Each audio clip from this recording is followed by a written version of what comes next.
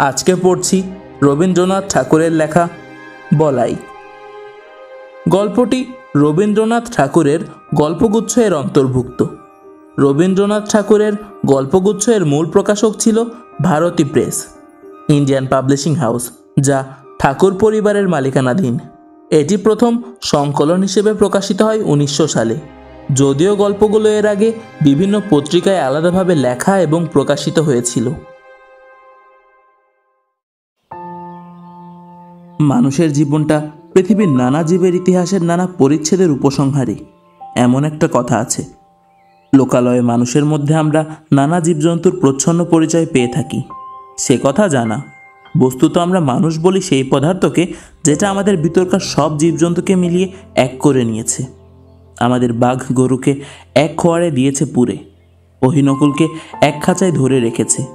যেমন রাগিনী বলি তাকেই, যা আপনার ভিতরকার সমুদয় সারে গামাগুলোকে সঙ্গীত করে তোলে। তারপর থেকে তাদের আর গোলমাল করবার সাধ্য থাকে না। কিন্তু সঙ্গীতের ভিতরে এক একটি সুর অন্য সকল সুরকে ছাড়িয়ে বিশেষ হয়ে ওঠে। কোনোটাতে মধ্যম, কোনোটাতে কোমল গান্ধার, কোনোটাতে পঞ্চম। আমার ভাইপো বলাই, তার প্রকৃতিতে কেমন করে গাছপালার মূল সুরগুলোই হয়েছে প্রবল। ছেলেবেলা থেকেই চুপচাপ চেয়ে চেয়ে দেখায় তার অভ্যাস, নড়ে চড়ে বেড়ানো নয়। পূব দিকের আকাশে কালো মেঘ স্তরে স্তরে স্তম্ভিত হয়ে দাঁড়ায়। ওর সমস্ত মনটাতে ভিজে হাওয়া যেন শ্রাবণ অরণ্যের গন্ধ নিয়ে ঘনিয়ে ওঠে। ঝমঝম করে বৃষ্টি পড়ে, ওর সমস্ত গা যেন শুনতে পায় সেই বৃষ্টির শব্দ। ছাদের উপর বিকেলবেলাকার রোদ্দুর পড়ে আসে, গা খুলে বেড়াই। সমস্ত আকাশ থেকে যেন কি একটা সংগ্রহ করে নেয়। মাঘের শেষে আমের বোল ধরে, তার একটা নিবিড় আনন্দ জেগে ওঠে ওর রক্তের মধ্যে, একটা কিসের অব্যক্ত স্মৃতিতে। ফাল্গুনে পুষ্পিত শালবনের মতোই ওর অন্তর প্রকৃতিটা চারদিকে বিস্তৃত হয়ে ওঠে, ভরে ওঠে, তাতে একটা ঘন রং লাগে। তখন ওর একলা বসে বসে আপন মনে কথা কইতে ইচ্ছা করে, যা কিছু গল্প শুনেছে সব নিয়ে জোড়াতাড়া দিয়ে। অতি পুরনো বটের কোটরে বাসা বেঁধে আছে যে একজোড়া অতি পুরনো পাখি, ব্যঙ্গমা ব্যঙ্গমী, তাদের গল্প। ওই ড্যাবা ড্যাবা চোখ মেলে সর্বদা তাকিয়ে থাকা ছেলেটা বেশি কথা কইতে পারে না, তাই ওকে মনে মনে অনেক বেশি ভাবতে হয়। ওকে একবার পাহাড়ে নিয়ে গিয়েছিলুম। আমাদের বাড়ির সামনে ঘন সবুজ ঘাস পাহাড়ের ঢাল বেয়ে নিচে পর্যন্ত নেমে গিয়েছে। সেইটা দেখে ওর মন ভারী খুশি হয়ে ওঠে। ঘাসের আস্তরণটা একটা স্থির পদার্থ, তা ওর মনে হয় না। ওর বোধ হয় যেন ওই ঘাসের পুঞ্জ একটা গড়িয়ে চলা খেলা, কেবলই গড়াচ্ছে। প্রায় তার সেই ঢালু বেয়ে ও নিজেও গড়াতো, সমস্ত দেহ দিয়ে ঘাস হয়ে উঠত। গড়াতে গড়াতে ঘাসের আগায় ওর ঘাড়ের কাছে সুরসুরি লাগতো, আরও খিলখিল করে হেসে উঠত। রাত্রে বৃষ্টির পরে প্রথম সকালে সামনের পাহাড়ের শিকড় দিয়ে কাঁচা সোনা রঙের রোদ্দুর দেবদারুর উপর এসে পড়ে। ও কাউকে না বলে আস্তে আস্তে গিয়ে সেই দেবদারুর নিস্তব্ধ ছায়াতলে একলা অবাক হয়ে দাঁড়িয়ে থাকে। গা ছমছম করে। এইসব প্রকাণ্ড গাছের ভিতরকার মানুষকেও ও যেন দেখতে পায়। তারা কথা কয় না, কিন্তু সমস্তই যেন জানে। তারা সব যেন অনেক কালের দাদা মশাই, এক যে ছিল রাজাদের আমলে। ওর ভাবে ভোলা চোখটা কেবল যে উপরের দিকেই তা নয়। অনেক সময় দেখেছি ও আমার বাগানে বেড়াচ্ছে, মাটির দিকে কি খুঁজে খুঁজে। নতুন অঙ্কুরগুলো তাদের কোকড়ানো মাথাটুকু নিয়ে আলোতে ফুটে উঠেছে। এই দেখতে তার ঔৎসুক্যের সীমা নেই। প্রতিদিন ঝুঁকে পড়ে পড়ে তাদেরকে যেন জিজ্ঞাসা করে, তারপরে তারপরে তারপরে। তারা ওর চিত্ত অসমাপ্ত গল্প। সদ্য গজিয়ে ওঠা কচি কচি পাতা, তাদের সঙ্গে ওর কি যে একটা বয়স্য ভাব, তাও কেমন করে প্রকাশ করবে। তারা ওকে কি একটা প্রশ্ন জিজ্ঞাসা করবার জন্য যেন আকুপাকু করে। হয়তো বলে, তোমার নাম কি? হয়তো বলে, তোমার মা কোথায় গেল? বলাই মনে মনে উত্তর করে, আমার মা তো নেই। কেউ গাছের ফুল তোলে, এইটা ওর বড় বাজে। আর কারো কাছে ওর এই সংকোচের কোনো মানে নেই, এটাও সে বুঝেছে। এই জন্যে ব্যথাটা লোকাতে চেষ্টা করে। ওর বয়সের ছেলেগুলো গাছে ঢিল মেরে মেরে আমলকি পাড়ে, ও কিছু বলতে পারে না, সেখান থেকে মুখ ফিরিয়ে চলে যায়।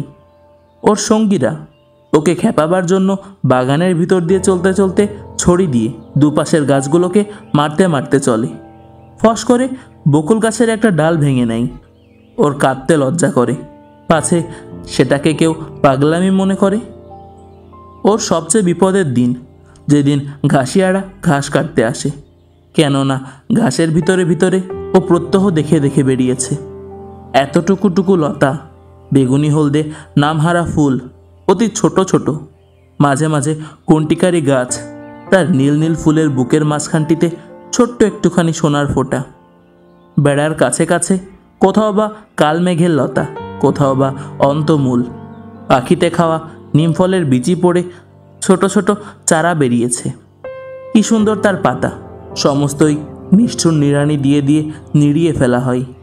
তারা বাগানের শৌখিন গাছ নয়, তাদের নালিশ শোনবার কেউ নেই। একদিন ওর কাকির কোলে এসে বসে তার গলা জড়িয়ে বলে, ওই ঘাসিয়ারাকে বলো না আমার ওই গাছগুলো যেন না কাটে। কাকি বলে, বলাই, কি যে পাগলের মতো বকিস, ওসব যে জঙ্গল, সাফ না করলে চলবে কেন? বলাই অনেক দিন থেকে বুঝতে পেরেছিল কতকগুলো ব্যথা আছে যা সম্পূর্ণ ওর একলারই। ওর চারিদিকের লোকের মাঝে তার কোনো সাড়া নেই। এই ছেলের আসল বয়স সেই কোটি বছর আগেকার দিনে, যেদিন সমুদ্রের গর্ভ থেকে নতুন জাগা পাঙ্কস্তরের মধ্যে পৃথিবীর ভাবী অরণ্য আপনার জন্মের প্রথম ক্রন্দন উঠিয়েছে। সেদিন পশু নেই, পাখি নেই, জীবনের কলরব নেই, চারিদিকে পাথর আর পাক আর জল। কালের পথে সমস্ত জীবের অগ্রগামী গাছ সূর্যের দিকে জোড় হাত তুলে বলেছে, আমি থাকব, আমি বাঁচব, আমি চিরপথিক। মৃত্যুর পর, মৃত্যুর মধ্য দিয়ে অন্তহীন প্রাণের বিকাশ তীর্থে যাত্রা করব, রৌদ্র বাদলে, দিনে রাত্রে। গাছের সেই রব আজও উঠেছে বনে বনে, পর্বত প্রান্তরে। তাদেরই শাখায় পত্রে ধরণীর প্রাণ বলে বলে উঠেছে, আমি থাকব, আমি থাকব। বিশ্বপ্রাণের মুখধাত্রী এই গাছ নীরব ছিন্নকাল ধরে দুলোককে দহন করে। পৃথিবীর অমৃত ভাণ্ডারের জন্য প্রাণের তেজ, প্রাণের রস, প্রাণের লাবণ্য সঞ্চয় করে, আর উৎকণ্ঠিত প্রাণের বাণীকে অহর্নিশি আকাশে উচ্ছ্বাসিত করে তোলে। আমি থাকব। সেই বিশ্বপ্রাণের বাণী কেমন একরকম করে আপনার রক্তের মধ্যে শুনতে পেয়েছিল ওই বলাই। আমরা তাই নিয়ে খুব হেসেছিলুম। একদিন সকালে এক মনে খবরের কাগজ পড়ছি, বলাই আমাকে ব্যস্ত করে ধরে নিয়ে গেল বাগানে।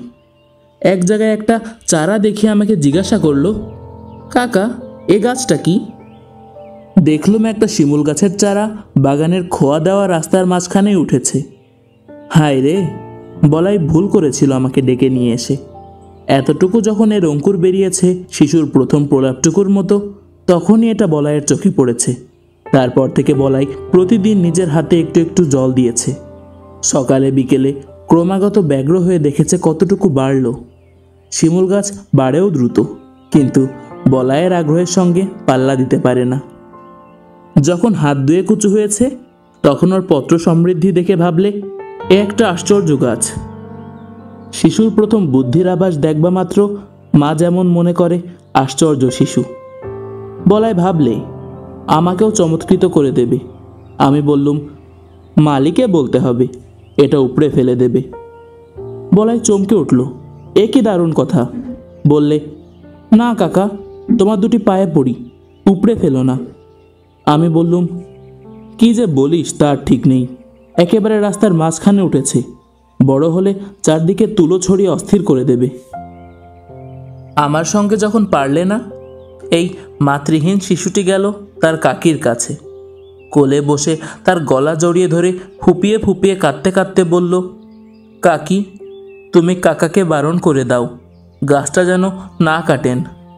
উপায়টা ঠিক ঠাউরে ছিল। ওর কাকি আমাকে ডেকে বললে, ওগো শুনছো, আহা ওর গাছটা রেখে দাও না। রেখে দিলুম। গোড়ায় বলাই যদি না দেখাতো তবে হয়তো ওটা আমার লক্ষ্যই হতো না, কিন্তু এখন রোজই চোখে পড়ে। বছর খানেকের মধ্যে গাছটা নির্লজ্জের মতো মস্ত বেড়ে উঠল। বলায়ের এমন হলো এই গাছটার পরেই তার সবচেয়ে স্নেহ। গাছটাকে প্রতিদিনই দেখাচ্ছে নিতান্ত নির্বোধের মতো। একটা অজাগায় এসে দাঁড়িয়ে কাউকে খাতির নেই, একেবারে খাড়া লম্বা হয়ে উঠেছে। যে দেখে সেই ভাবে এটা এখানে কি করতে। আরও 2-4 বার এর মৃত্যুদণ্ডের প্রস্তাব করা গেল। বলাইকে লোভ দেখালুম, এর বদলে খুব ভালো কতকগুলো গোলাপের চারা আনিয়ে দেব। বললেম, নিতান্তই শিমুল গাছই যদি তোমার পছন্দ, তবে আর একটা চারা আনিয়ে বেড়ার ধারে পুঁতে দেব, সুন্দর দেখতে হবে। কিন্তু কাটবার কথা বললে আটকে ওঠে। আর ওর কাকি বলে, আহা, এমনি কি খারাপ দেখতে হয়েছে? আমার বৌদিদির মৃত্যু হয়েছে যখন এই ছেলেটি তার কোলে। বোধ করি সেই শোকে দাদার খেয়াল গেল।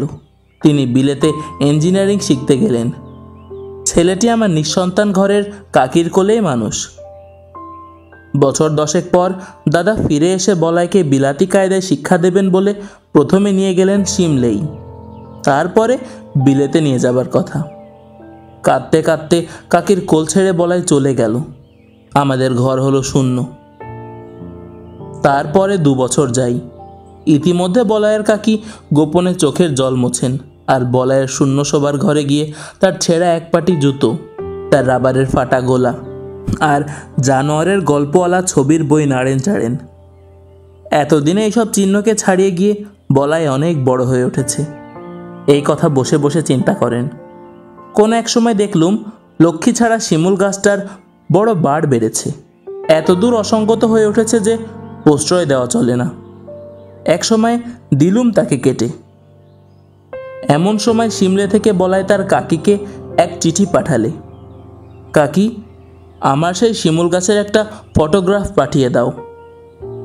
বিলেত যাবার পূর্বে একবার আমাদের কাছে আসবার কথা ছিল, সে আর হলো না। তাই বলাই তার বন্ধুর ছবি নিয়ে যেতে চাইলে। তার কাকি আমাকে ডেকে বললেন, ওগো শুনছো, একজন ফটোগ্রাফারওয়ালা ডেকে আনো। জিজ্ঞাসা করলুম, কেন? বলাইয়ের কাঁচা হাতের লেখা চিঠি আমাকে দেখতে দিলেন। আমি বললেম, সে গাছ তো কাটা হয়ে গেছে। বলাইয়ের কাকি 2 দিন অন্ন গ্রহণ করলেন না, আর অনেক দিন পর্যন্ত আমার সঙ্গে একটিও কথা কননি। বলাইয়ের বাবা ওকে তার কোল থেকে নিয়ে গেল, সে যেন ওর নাড়ি ছিঁড়ে। আর ওর কাকা তার বলাইয়ের ভালোবাসার গাছটিকে চিরকালের মতো সরিয়ে দিলে। তাতে ওর যেন সমস্ত সংসার বাজল, তার বুকের মধ্যে ক্ষত করে দিলে। ওই গাছ যে ছিল তার বলাইয়েরই প্রতিরূপ, তারই প্রাণের দোসর।